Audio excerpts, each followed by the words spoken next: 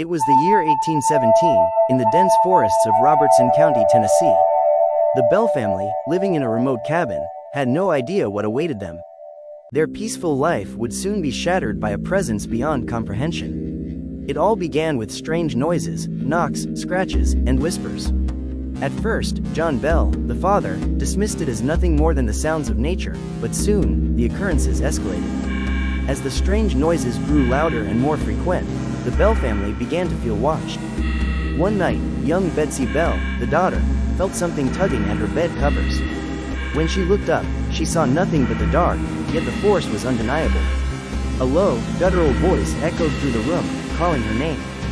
Betsy, Betsy Bell. It was the beginning of something terrifying. Soon, the Bell family was besieged. The strange, unseen force was relentless.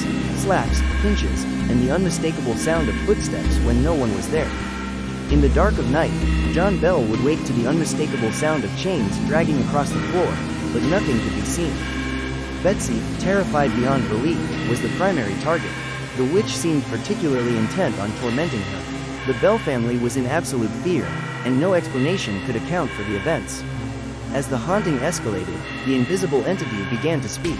It identified itself as the Bell Witch, a spirit that claimed to have a personal vendetta against John Bell. But what was its purpose? John Bell's health began to decline rapidly. The witch's voice mocked him, telling him that his death was imminent.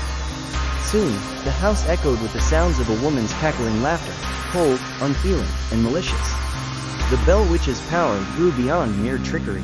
At its peak, it was able to manipulate objects, move furniture, and even appear in the physical world.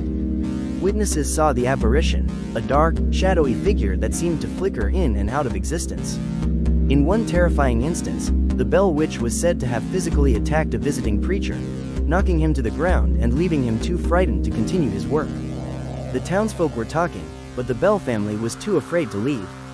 By now, it was clear that the Bell Witch was no ordinary spirit.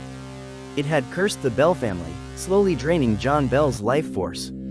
His health worsened, his energy drained, and the Bell Witch taunted him relentlessly. One evening, as the witch promised, John Bell succumbed to his illness. His body was found, but his death was far from ordinary.